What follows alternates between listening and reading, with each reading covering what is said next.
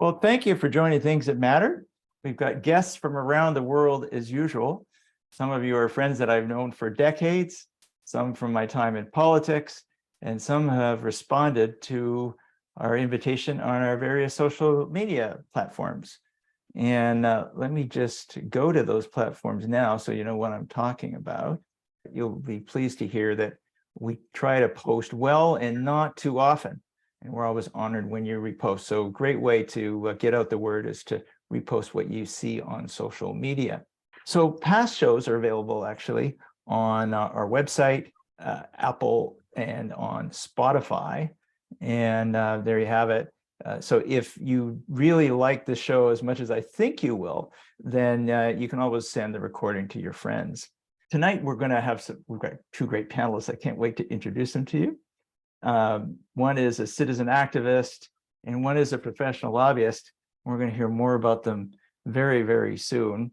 But before I introduce those panelists, I want you to meet somebody who I think is perhaps one of the most effective lobbyists that I know, somebody who always gets her way and somehow seems to always triumph in the end, whether it's a tummy rub or a walk. My favorite four-legged friend, Abby, knows something about persistence.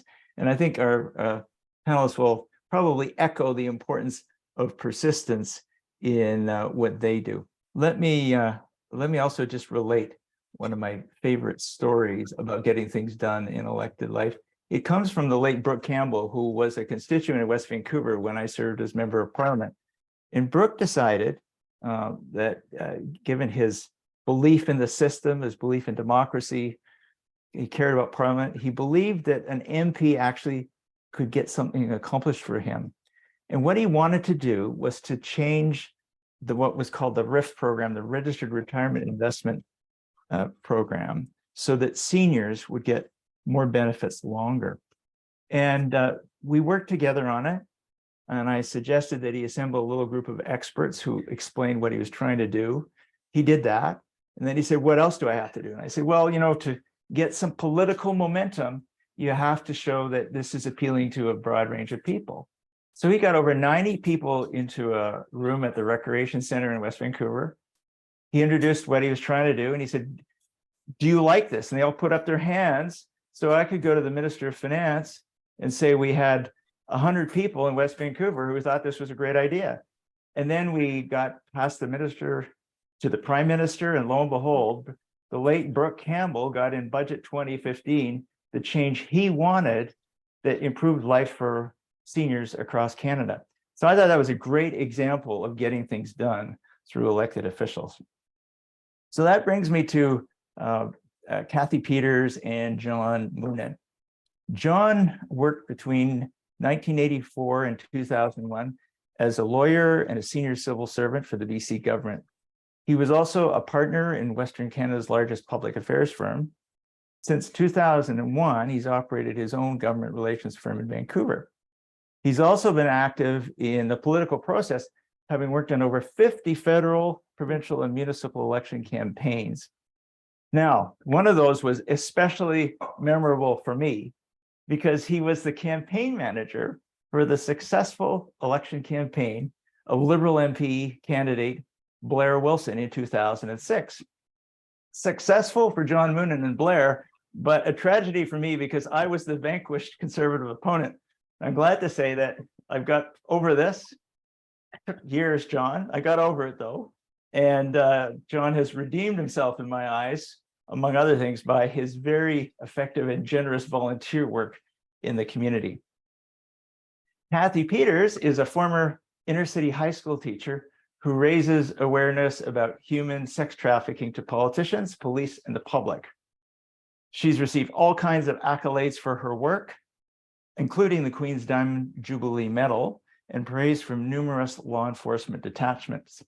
She recently impressed police right across the country presenting at an RCMP human trafficking webinar. She's been a keynote speaker at gatherings focused on missing and murdered Indigenous women. And believe this or not, she's presented to over 600 groups of elected and appointed officials across Canada. So that's an incredibly powerful track record. So now that I've introduced you both, I'd like to hear from you, and you can choose who goes first. What's the difference between you? One of you is a professional lobbyist. The other I call a citizen activist. You both want to get things done, things that will be good for people, things that you think should be accomplished. And how do you think that you're different? And this is, for people in the audience who want to get things done, maybe they're the citizen activists, maybe they need the lobbyist, maybe they will become the lobbyist. What do you think? Who wants to go first? Go ahead, Kathy. Okay, thanks, John. I'm going to say my work is more organic and it's not so organized. Word of mouth has really helped spread what I do. So I'm really part of a grassroots movement. I'm just a private citizen, and I do this work on my own time and my own dime. I initially met with law enforcement, then I focused on meeting with politicians at all 3 levels of government. As the 3 levels of government became aware of my advocacy work, then there was increased traction and action. So, for example, I have now presented to the majority of the city councils and regional districts in British Columbia. My ask at each one was that they would write me a letter of support, and that would be sent to the provincial government and to the federal government. That's what opened the doors. That's what opened the doors for me to get meetings then with provincial politicians and with federal politicians. But I do want to add, I have worked really, really, really hard at this. This is hard work. I am writing continually. I mean, just even preparing for this, I have spent hours preparing. And now I'm trying to reach media so that they could address the issue that I deal with. The coverage of Amanda Todd and that sexual exploitation was very good, but that was an event that happened over 10 years ago, and things have gotten a lot worse. So good media coverage will also get the attention of politicians. Fascinating. So I'm hearing some distinctives. You have a very specific, it's a huge issue, but it's a specific issue. That's one. 2, you're driven internally. I mean, you care about this, and you're relentless. I know that. So those are a couple of distinctive things about you, Kathy. I'm a little humbled that you spent hours preparing for tonight, but anyway, we'll move on. John, you have this in your DNA, right? I mean, you not only are you a professional at what you do, but I recall that your father did this, and was it your grandfather also? No, but yeah, my dad lobbied in Washington and Ottawa and Victoria. My brother lobbies in Europe and the United States. I have a cousin who's a lobbyist, and I'm a lobbyist. I think my mom says it's just because we don't know how to do anything else. Okay. But, Kathy, what you were saying, all of those things that you've done are very professional. I mean, that's what we do too. And I guess I think you're more noble because you do it for free. I charge. But you have a very professional approach, dealing with the media, identifying politicians, writing. I mean, it's the same process. And it's not a particularly difficult process to figure out. But as you say, Kathy, implementing it can take hours, weeks, sometimes years. But the basic premise is you decide what your objective is, as you have done. You decide who the decision makers are. You decide who influences them. And that could be the media, could be their party, it could be their colleagues, it could be their 12-year-old daughter. And by the way, but teenagers are excellent lobbyists, at least the ones that I've known. And once you've decided who the decision makers and the influencers are, you craft the message and you deliver them. It's just straight, just like that, bang, bang, bang. And it's exactly what you're doing, Kathy. And so it's not brain surgery, but it's a lot of work. So if I'm sitting listening to this and I've got a burning issue where I want to affect change, I'm already noting it's hard work. Kathy, you said that, you've demonstrated that, and everything, John, you said is consistent with that. You kind of simplified things, John, by saying, it's there's a sequence of events. But I'm guessing that each of you could go a little further and say, what are 2 or 3 things that are always there that you always have to do if you want to get something done? What are the things that might be so ingrained in you because you've been doing it for a while, but you would want to tell someone who's starting anew to get something done? Let's begin with you, John. Well, I think one of the tricks of this trade that might seem counterintuitive is that good lobbying is about 90% listening. And whether you're listening to your client in my case, or your constituency in Kathy's case, whether you're dealing with a politician, it's all about listening. Because I think if you listen, often the solution pops out. And when you're talking, the politicians don't always get a chance to have their say. So what I normally do in an hour-long meeting is I may talk for 5 minutes, and then I don't give them speaking notes and PowerPoint presentations and handouts. I listen. I let them tell me. And that's presuming, of course, that they've been told what the meeting's about in advance. So it works way better. And once they have talked for 45 or 50 minutes, they become a stakeholder. They're on your side. And so it's listening and trying to discern what your opposition might be saying, what the media are saying, what the decision makers are saying. That's the biggest part. It's sort of like social work, really. That's really profound. I didn't expect you to say that. It makes me recall some local North Van councillor who served multiple terms, and the tribute to him was that he was a fantastic listener. I wish I could remember his name. He's passed on now. But that is really, really interesting. So Kathy, what would you say? What are 2 or 3 must-dos when you're trying to get something done? I just want your whole audience to know that I'm here to learn. I'm here to learn from John Moonen. So anything I've learned has been sort of like just like figuring it out along the way. But I came up with 3 points. First of all, you've got to know your topic really well. So what I'm trying to do is traffic proof every community in British Columbia. So I don't want human sex trafficking to take place in any community. So that's sort of my goal.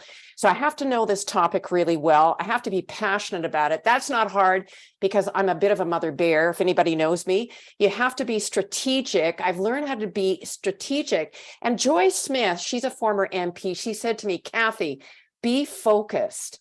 Be like a laser beam. That was helpful. Number 2, always polite and courteous. I know this sounds goofy, folks, but I will always wear a suit when I go to any meeting with law enforcement or with politicians. I want to show them that courtesy, and I think it's important. Number 3, have an ask that they can actually do and follow up. So I've had to really hone skills and learning. Okay, what is it I really want? What do I want them to do? And then I come up with something that I know they could actually deliver on.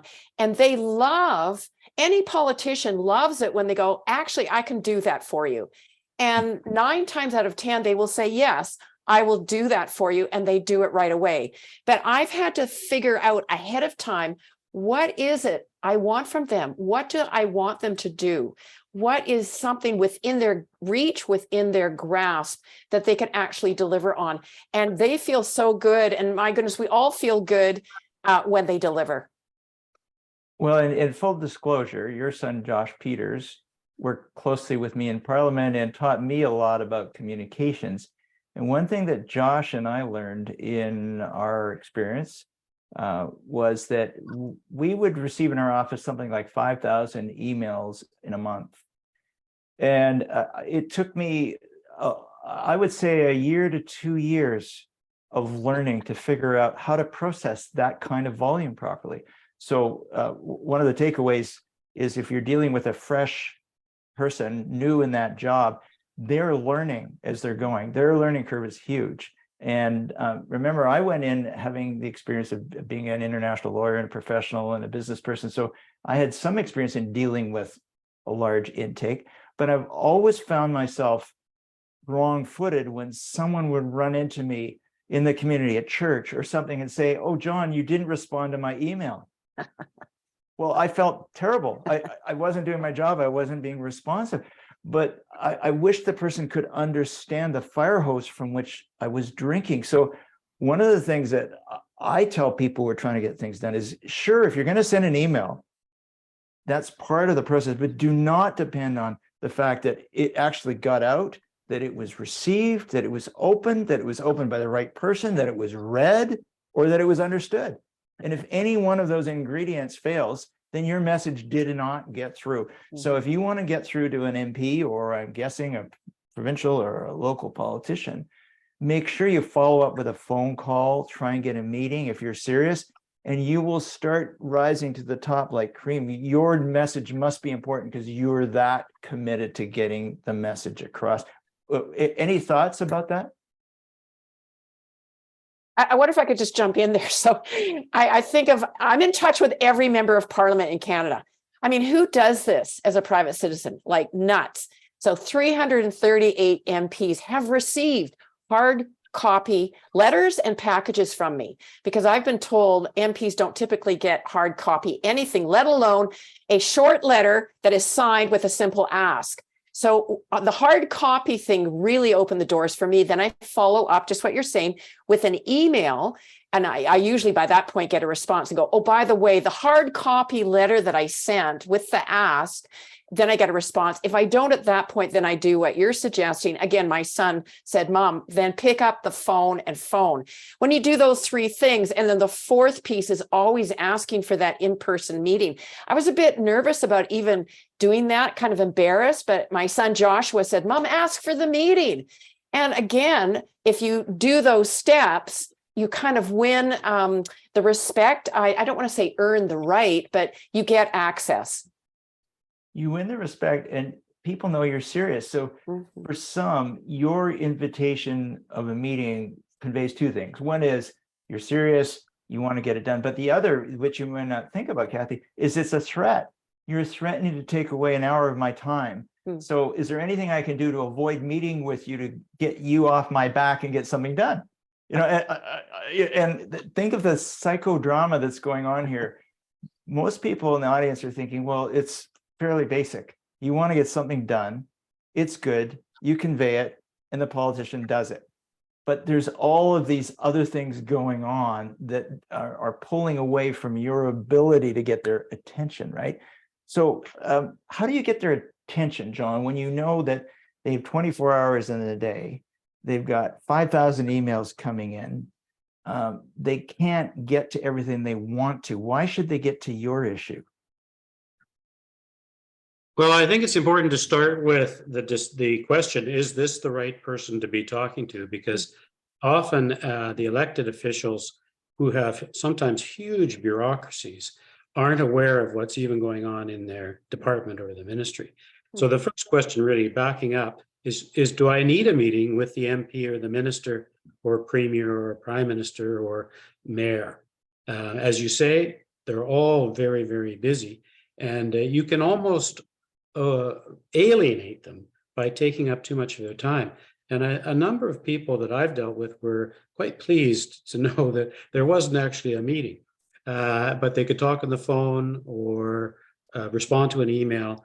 Don't force them into that in every situation.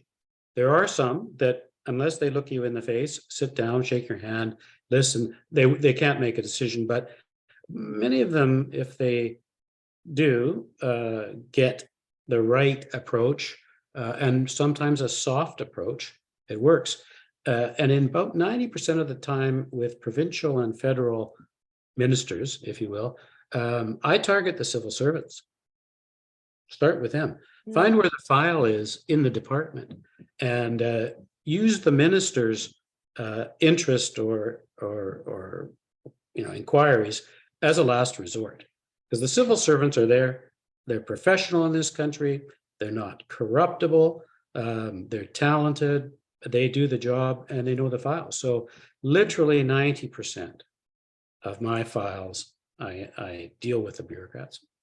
So, and by the way, folks in the audience, if you've got questions, do send them in on the chat line and I'll do my best. I can't get to them all, but I'm going to try and get to everyone I can. One of the questions that came in is actually from my cousin Greg Weston, who was a senior member of the press gallery for years and years in Ottawa. And he said, John, are you potentially confusing people by conflating the elected official with the appointed official? Just exactly the topic you were getting to, John. I mean, and I think you've already opened this issue for us by saying sometimes you want to choose the appointed person. You always want to choose the right person, whoever that may be. And it sounds to me like a big part of your role is sizing up the potential audience and making sure you're going to the most effective person, because you also have only 24 hours in a day and you need to use your time sparingly. So I'm going to go to you first, Kathy, on this one. When is it the elected person and when is it the appointed person? Then I've got a great anecdote for you and our audience, but I'll wait for your answers. Go ahead, Kathy. Okay, so first of all, the issue I'm dealing with affects everybody. So I'm not like a lobbyist that has one issue. I mean, human sex trafficking is in every community, and sexual exploitation. And it's just so you can all see, this is what I've done. Be Closer. amazing. Closer. Oh, closer up there. Be Yeah. amazing to stop sexual exploitation. So I've ended up with this flashy brochure that every MP has received. Here's my deal. You're going to laugh at me, you guys. Because I'm not the professional on this. I'm just the mother bear thing. I'll talk to anybody. If it's, so for example, if I phone an MP's office and I get the staffer on there, I'll talk to them for half an hour if they'll let me and tell them about the whole issue. And I've made so many friends with staffers. They are the gatekeepers, of course, to the members of parliament, the elected officials. Of course, I want to get to the elected officials because with the issue I'm dealing with, we've got policies and laws in this country that I don't want to lose. We have a law, for example, called the Protection of Communities and Exploited Persons Act. I don't want to lose that law. So I want to get to the elected officials. But in the meantime, I will talk to any staffer. And I've learned to do that a lot. And that will often open the door. So I will talk to anybody. Interesting. Okay. I bet John's got some thoughts about that. Well, I would love to have that ability and spend time like you do, Kathy. Unfortunately, because I'm being paid by the hour, I have to, keep mindful of what's good for my client. But I think the other thing is what I try to do is keep it simple. I had a prospective client phoning me up that had a huge tax issue with the provincial government, and he asked for a series of ads in the Globe and Mail, a huge petition, a protest on the lawns of the legislature. And I was thinking in my own mind, oh, there's going to be a lot of fees here. And I made the mistake of saying, have you talked to the deputy minister? And he didn't know who the deputy minister was. And I said, well, I'm going to give you his number. Pick up the phone and just talk to him.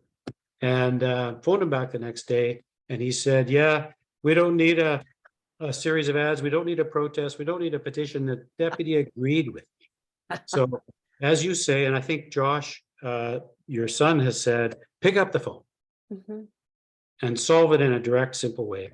And I may not make as much money, but my clients are happier. Fascinating. Okay, I've got so many thoughts spinning in my head. I want to respond to Eileen out there. Eileen asked, can we increase the volume on our side? Typically, that's done on your side, Eileen. So go to your volume control and hopefully you can bring up the volume. Kelly, you've got a great question. I'm going to come to you in a second. I just want to relate to you this anecdote.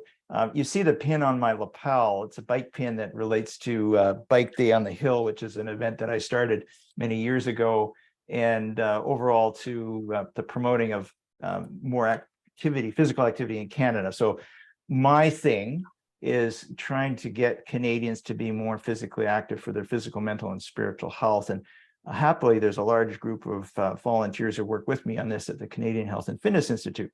But the anecdote is this. I went down to Washington, D.C. to see how the National League of Cyclists lobby Congress people on promoting cycling. And they had a session. This is while I was an MP. And the session was, how do you lobby a congressperson? So you could change the word. How do you lobby an MP or a MLA or a councillor? And what the speaker said, I've never forgotten. They said, if you aim only to speak to that elected official, and if worse, you're rude or disdainful to the assistant or the gatekeeper, then you will have done yourself a horrible disservice, because the politician does what she called the grip and grin. The grip is they'll shake your hand and they will meaningfully look you in the eye and they will smile because they know that's what they're supposed to do. I was there. How many meetings a day would I have? Would I remember the names of the people the following day that I'd met the previous day? Sometimes. The previous week, the previous month? No, I couldn't keep up. But the key person in the office, said this speaker, is the administrative person, the gatekeeper, who records your name, hears about your expertise, knows if there's anything about human trafficking that comes up in the future. The person to call is Kathy Peters, right? And they keep the database, and they remind the politician who's got the memory of a fruit fly to consult with the right person when the issue comes up. And so I've never forgotten that. And of course, I put so much emphasis on the people who I worked with, the staff. I tried to spend time with them because I knew they were the ones who really had the capacity to go deep into an issue, or to brief me when I needed the briefing, or to find the right persons. So don't forget the gatekeepers, the admin persons, and for heaven's sakes, always treat them with that same respect that you were talking about, Kathy, at the beginning of the show. Kelly, who is with Brave Education for, let me get the title right, Brave Education for Trafficking Prevention. Apparently a young person is asking, do you have something specific for youth advocates? And she says, who have limited time, to be effective in anti-trafficking prevention, education, and advocacy. I would suggest that the question goes even beyond that. A young person who feels perhaps inexperienced and doesn't know the ropes, what would be your words to, I so love this question because I'll let you in on something. I'm hoping that our podcast is especially helpful to young people who want to promote good leadership in life. So what are your words for Kelly? And by the way, I said she, but Kelly, I realize you could be a he, so forgive me. It's Kelly, and I know who she is. Okay. She's a fabulous educator from Alberta doing great work on prevention education. And I'm sort of really focused on British Columbia. I think that's the difference. And I want everybody to know with human trafficking, BC is far behind every province in the country. So that's why I'm quite passionate for British Columbia. But I would really recommend going to my website. It is upgraded. It is really good. It's beamazingcampaign.org. All one word, lowercase, beamazingcampaign.org.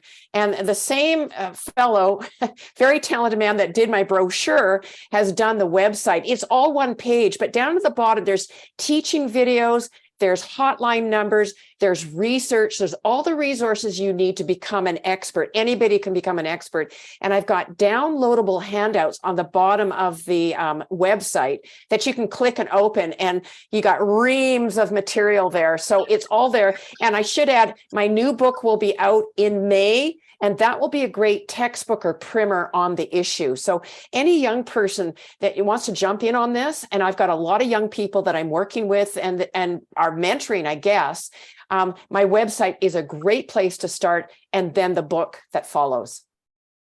I knew you, Kathy, as somebody who was unable to express all of her own gifts in the work that she's doing. So you've really changed in your decade of relentless work on this issue, and I commend you for it. We wouldn't be able to benefit from what you have to offer unless we knew about it.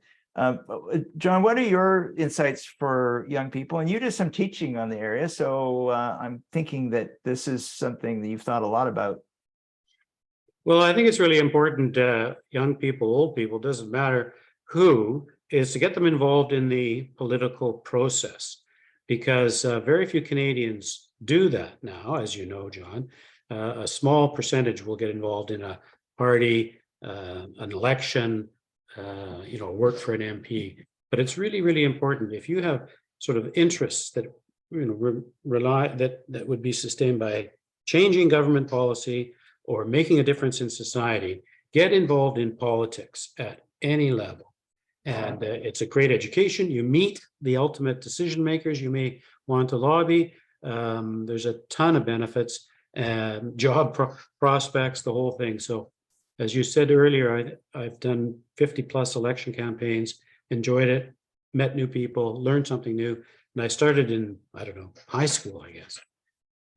So I think I would urge young people, and it doesn't have to be through a party, any political campaign, a protest, an environmental campaign, something advocating for social housing in your neighborhood, but get involved in something. And you'll probably also learn how much needs to be done. So it will motivate you, but the skills you'll get, the tools, other things, best thing you could do.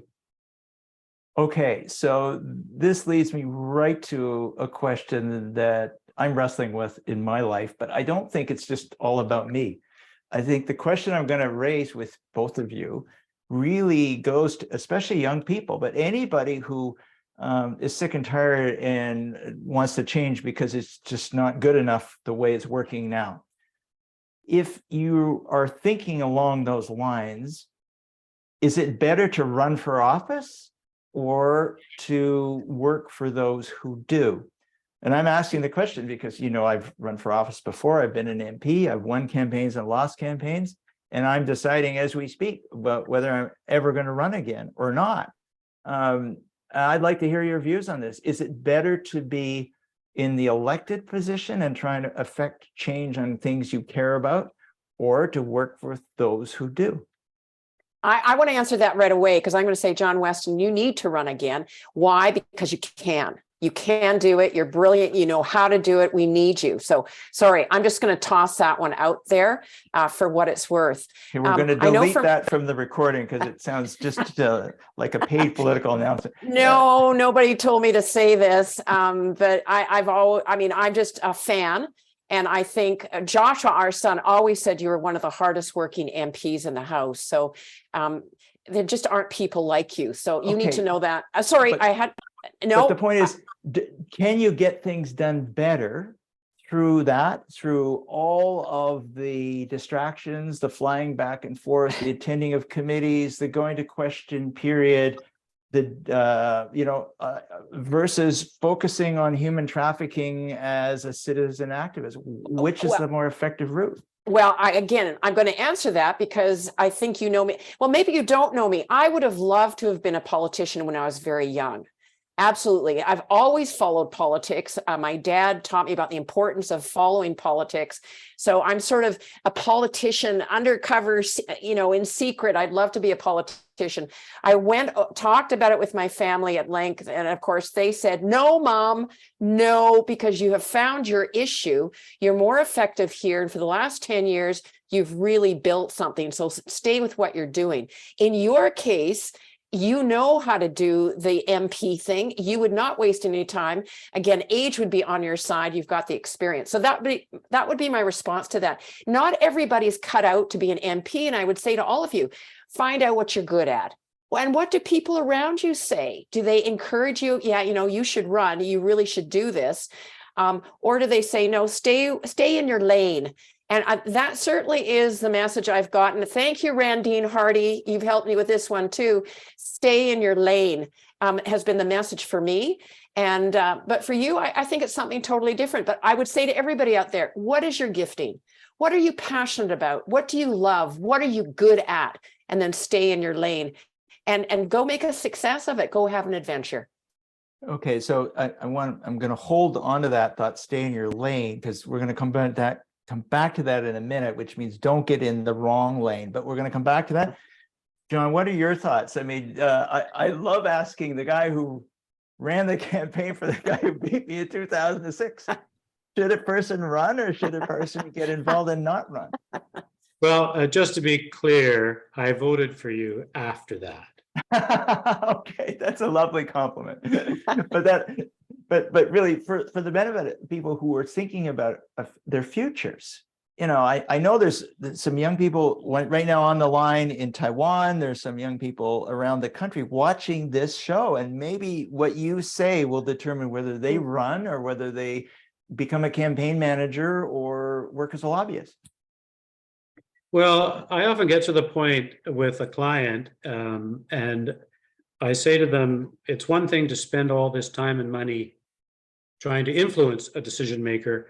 There comes a point where you should become the decision maker, i.e. run, or join the civil service and aspire to be a director general or a deputy minister or a crown corp head. It's not just the elected people that have power in this country, but at some point you may want to become a decision maker.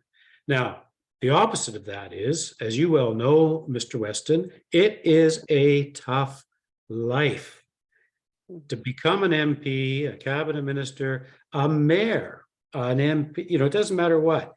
It's tough. Not just getting there, the election process, the nomination process, but the hours. It's tough on your family. It's tough on your health. It's tough on your pocketbook. So you really have to want to do that and make a commitment to that. It is not easy. And I've seen so many people who burned out or, had other adverse impacts. So it's not an easy career. It's sometimes easier to be, part of a group that influences the decision makers than it is to be the decision maker herself. Well, when we get to our panelist picks, and I hope I can draw those up on my screen, we're going to look at some resources which go to those topics. So that's really helpful. You have mentioned a couple of times about getting to the right persons, and one of our audience members, James, has asked, how do you get the emails and phone numbers for federal deputy ministers? How do you find those people? Well, it's all public knowledge, and there are federal government directories. And it's amazing sometimes if I can't find one, I just Google the name and emails come up, phone numbers and so forth. So the trick really is not getting their email or their phone number, but figuring out which one has the file. Which ministry is it in? In fact, I've had occasions where clients have said they had this problem and they thought it was a different level of government than it actually was. So sometimes it's provincial, sometimes it's federal. So you really, in zeroing in, don't worry too much about the tools to find numbers and emails, but figure out who it is. And then try to understand them. Where are they in their career? What's their background? Have they come from the private sector or social services? Do they have a degree in something? What do they do in their spare time? And with the internet, you can find all this stuff out pretty easily. So, get to know the decision maker, try to empathize with them, and that will help to understand where they're coming from.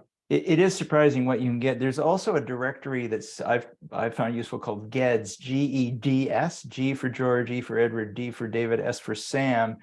What does the acronym stand for? Government Employee Directory Service, I think. It's amazing for the federal service. So you probably find your people right there. But generally online, you can find at least the minister's office, and you'd be surprised how much access you can get. When I was in law school, my then roommate Loudon and I, we drove across the country trying to see how many premiers we could get in to see with no appointment. And we actually saw two. And we couldn't believe that they would make time for two itinerant law students with no real agenda. And we were a little bit disappointed that they would see us, but we did. Anyway, I thought we would get back to this thing, get in or stay in your lane, because it suggests that the corollary, don't get in the wrong lane. And I'm wondering what mistakes or traps people fall into when they're trying to influence an elected or an appointed official. What are some of the things you've seen or done yourselves that are good cautionary tales? Well, I think a lot of people, perhaps because they watch too much American TV, think that to get anything out of an elected official in Canada, you have to make a donation to the party or to their campaign. And of course, you know, companies and unions can't make political donations, and even personal ones are limited. And money is not a big factor in a lot of politicians' ability to get reelected. As you know, John, they're limited by how much they can spend. And so there really is not any particular benefit. And I've never had to make a donation to see somebody. And in fact, there's a considerable downside, because a donation, even a small one, can force that decision maker to recuse themselves. So I would, whereas in the United States, donations are pretty common and almost de rigueur. So I would stay away from making any kind of political donations, at least of cash. Your time is one thing, advice is another, but not cash. And I think the other mistake some people make is they assume it has to be in the media. I've had meetings with cabinet ministers, back-to-back meetings on the same issue, where one cabinet minister said to me, if I don't see this in the media, I'm not going to think it's very important and I won't do anything. And the next one says, you know, if I see this in the media, you're not going to get what you want. They don't want to be forced by media attention. The one said, get it in the media. The other said, don't. So, I mean, media is a tool. And I know, Kathy, you've used it very effectively, but it's not the be all and end all. I am a big fan of personal contact. Find the decision maker, meet them, phone them, talk to them, be where they're going to be. You know, my dad used to say, as a lobbyist in Washington and Ottawa, he called it creative loitering. You know, be there, be where the announcement is, where the fundraiser is, where the election campaign is, where the convention is. You can find out where they're all going, you know, and be there. It's creative, but it's really, really important in a country this small and a province even smaller to try to make individual personal contact, not always face to face because they're very busy, but at least by phone, or even making having a handshake at a convention and following up later. It's really, really important. Tough to do in a really big market, you know, like the United States, but or bigger provinces. But you know, really, this is a small town, and if you can't find that minister, the AG, the mayor, I mean, you may not be as effective. Kathy, you're a testament to that. You find them. Yeah, fascinating. So the corollary to things you should do, things you should not do, you should follow up. I guess the mistake is to not follow up. In other words, you know, thank you for seeing me. I'm hoping within 2 weeks to get back to you to hear what you thought we could do together on this. Is sort of a good way to leave a meeting. So there's a timeline and a sense that some other foot is going to fall, right? Let me get to your point on the media, and Kathy, please don't forget your thoughts on this. I recall, you know, over time I've developed this cottage specialty in helping extract Canadians who are wrongfully detained overseas.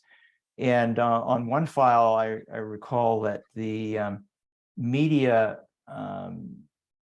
account was, and this was about Bill Sampson. You might all recall him. He was imprisoned in Saudi Arabia, and he was wrongly accused of planting car bombs.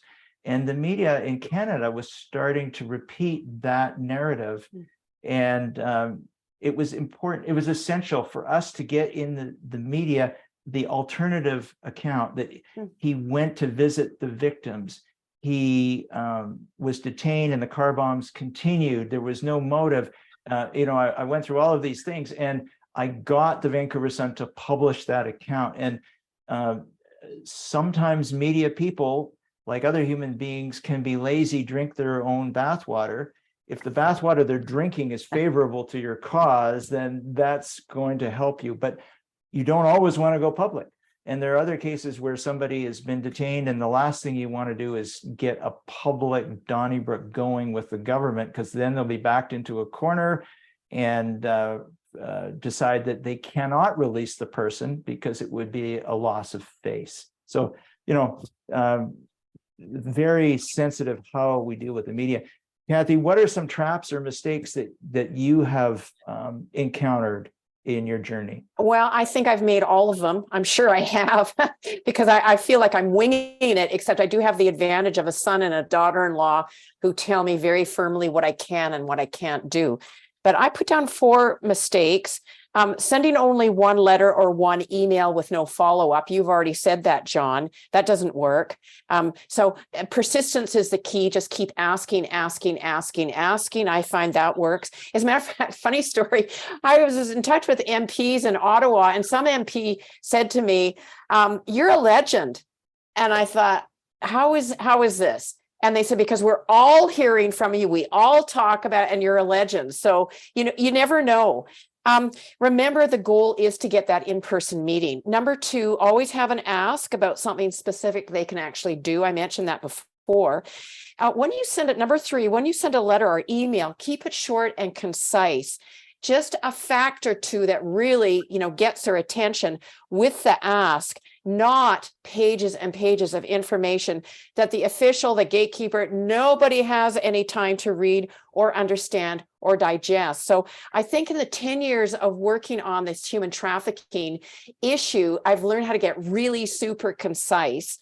Number 4, when you do get that meeting, I use a script. My son says to me, "Mom, don't wing it, have a script so you know exactly what you're going to say and then what you need from the official." And I also stay within the time limit. So funny story, typically when I present to city councils, I've even been given like 3 minutes to do a presentation on the global sex trade. Like, how are you supposed to do that? I learned to do it. And I timed myself, and I could do it in 2.5 minutes. Well, guess what? Then you earn another 15 minutes because everybody wants to ask you questions. So it turns into a 20-minute presentation. City councils will typically give me 5 minutes or 10 minutes. So instead of presenting in 5, I'll do it in 4. And then again, I earn more time that way. So stay within your time limits. Again, John, I love what you said about listening. That is absolutely brilliant. I know that I'm learning now as I get meetings with cabinet ministers. I will set aside at least 10 or 15 minutes at the end to say to them, what do you think? What can you do? What do you know about this topic? And you're right. The listening piece is key. When I traveled around one of the larger ridings in the country that I represented, there were 12 local governments, and one by one I would go and I would say, "What are your priorities?" I would sit with council, mayor, and council members and say, "What do you want to get accomplished for your constituents?" The really effective ones would give me 1, 2, most 3 priorities. And the ones that you knew weren't going to get anything done is when they gave me 15. Because if they give you 15 priorities, they don't have priorities. And so, what you said is really, really true. If you can keep it concise, if you can make sure your asks are clear and small in number, then you can focus the person and give them that wonderful psychological reward of a victory. Mm-hmm. And you both, I think, do that very, very well. Well, listen, our time is ebbing, but I want to finish on an upbeat note, and I want to give you the chance to tell us a story about something that you've dramatically changed for positive, for good and not for evil. Who wants to go first? You'll go ahead, Kathy. You've done more of that than I have. Oh dear. Oh my goodness. I mean, the simple stories are when I do a presentation and then I get somebody that comes up and hugs me and holds me and won't let me go. And they say, every time you open your mouth, you are saving lives. The Indigenous women typically will tell me that. So that's really big. I think the biggest surprise I got, though, was getting a message from Ed Fass' office, the MP out in Abbotsford. to say that he was awarding me with a Queen's Platinum Jubilee medal. I mean, I just broke down and completely fell apart. It was at that point I realized maybe I was having some impact. Congratulations. And from a very highly esteemed member of parliament who's respected around the parliament by all parties. Yeah. John? Well, I think one of the concerns I had, because I was so active with a variety of political campaigns, that one day I might be campaigning against somebody that subsequently I would have to lobby from the other party, not unlike our situation here, John. And so I was kind of known for a time as a member of a certain party, and I bumped into a cabinet minister from the other party, and I said, well, do people worry about me, because I'm partisan? And she said, well, the thing about us is there's a very small percentage of people who are active in the political process. So at least you're seen as someone who appreciates our lives, what we have to go through, what impact it has on our families, what it does to our waistlines. I mean, so you understand this. So we have this common bond. So yes, you did work for the other party. Yes, we know you did work for the other party, but we have this little shared secret of what politics is all about. There was empathy and sort of a shared experience, which surprised me. I had thought she was hyper partisan, and I thought she would say, well, I'm surprised anybody in our party would even talk to you. Absolutely not. So that's that shared experience. Another benefit of getting involved in politics, but it doesn't have to be politics that brings you together with these people. So even in a hyper partisan province like British Columbia, it's personal. It can be personal. And I guess the other thing is, and this should be the case with every profession, is never lie, because you will be found out. There's just too many ways of catching you. So you got to be straightforward with these people. You never lie to try to get them to make the decision you want, because they can always reverse it. So, it's credible. As I think Kathy said, keep your message short, and literally in almost every case, every file I've ever been on, you can put it onto one page. One page. They ask, the background, and everything on one page. And anything more than two, you lose. So keep it simple, keep it personal, and keep it honest. I think Churchill must have heard your brief, because that's what he would say. Oh, really? Well, if it wasn't on one page, A, you'd be fired, and B, you wouldn't read it. Not in that order. So this is one of the very favorite parts I have. At the end of each of these shows, I get panelists to pick their favorite resources, so that anybody in the audience who wants to telescope, go deeper, learn more about what you're talking about, has some things to look at. I always think it's a shame after, you hear from great speakers like John and Kathy, and they've got all these other things they would have loved to have told you, and you never get the benefit of hearing. So at least we're going to hear about what you think, or what we call the panelist picks. So I'm going to go to share screen again here, and let's see what we get. We're going to go there, and then hang on. Still a labor of love, but it's a labor. And so we're going with yours first, John. Now, I'm hoping that those in the audience can see what I'm looking at, which is John Moonan's picks. And if you would, John, just take us through these. You've got FDR, you've got Fotheringham, and then the thing by Bennett. Well, I think these are all sort of biographies, but they've all been done by journalists. And I think if you want an insight, and particularly Conrad Black's book about Franklin Delano Roosevelt, the way he operated, how he became president, he was governor of New York, how he used the political process, what kind of a man he was, because FDR probably was the most impactful person of the 20th century. Yes, Churchill's up there too, but FDR, I think, had a broader brief, pulled the world out of a depression, etc. So, it's immensely detailed, and you can see just how it happens, how decisions are made, by people in power, and Conrad Black did an excellent job. The other two, very insightful, and particularly Alan's book, because it's quite funny. But if you have a chance to read a good biography of a senior political decision maker in your country, your province, read it, because it also tells you about the downsides often of political office and the pressures they're under and the considerations they have to balance in assessing your ask. So they're good. Practically any biography of a president will help. Not Trump. Don't worry about that one. Well, I'm intrigued. Anybody would put anybody up against Churchill as being the most impactful of the 20th century. But if someone was going to write that biography, it would be Conrad Black. Just have your thesaurus or your dictionary close by. We're going to go. Okay, now I'm really looking forward to what you might have, Kathy. No, wrong one. Just give me a second here.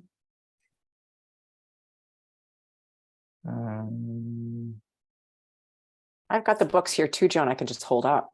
Well, you could, but I want to be elegant, even though audience members will know I'm not. We're going to try and get your picks on the screen. But maybe we're going to have to resort to what you just said. Okay, well, I regret.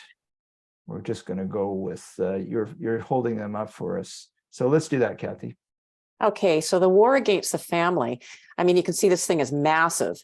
This really got me going. William Gardner, he also wrote The Trouble About Canada. So, I mean, this really gives the background as to what the family today is dealing with. The other book, in terms of human sex trafficking, which is my focus, is Invisible Chains. It really is the first Canadian book. It's by Benjamin Perrin, who's a law professor at UBC.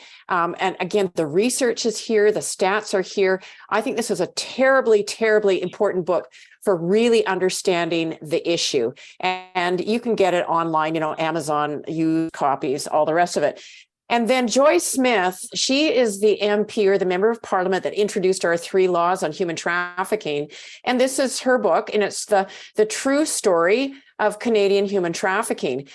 This one is very readable. It, believe it or not, it describes what human trafficking looks like. So for any young people out there, get a copy of this book. You will find it readable, and then you'll really get it. The new book that's come out, and I appreciate this man very much, this is Dr. Robert Christmas. He's a Winnipeg police officer.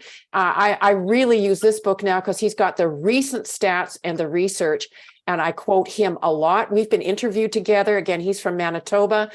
He's very, very good. And then I have to say it, ta-da, there's my book. I mean, it's just getting printed now, but you can see it's Child Sex Trafficking in Canada and How to Stop It. I am calling it the primer and textbook on the issue for Canada. It will be really useful for educators, frontline service providers, parents. It's just very readable. It makes the issue not scary, and it will help us all to turn back the dial and stop this problem in Canada. Well, if anybody didn't already respect you hugely for 600 meetings as a volunteer, they're going to respect you for getting a book out, and it's not your first. Congratulations. That is amazing. You mentioned Bill Gardner, and it's just curious. He founded an organization called Civitas, which is it's called a society where ideas meet.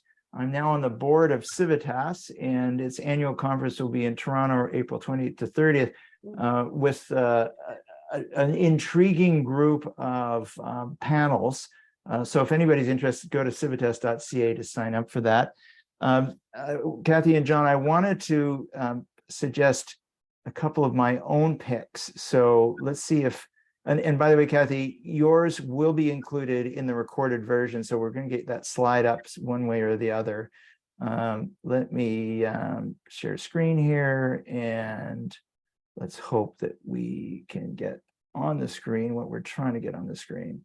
Now, I'm just wondering if this is showing, whether or not it's showing. I'm going to run quickly through my picks, and I'm just hopeful that audience members can see this.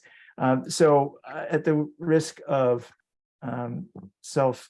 congratulations, I'm putting on the screen the book that I wrote on achieving excellence in government, because it talks about some of the things that you discussed, John Moon, and just, the travails of leading a political life, and some of the great failings that I experienced and some of the successes and the triumphs. And then there's a famous book that was written by a Harvard professor or two, Roger Fisher, about negotiating, and it's called Getting to Yes.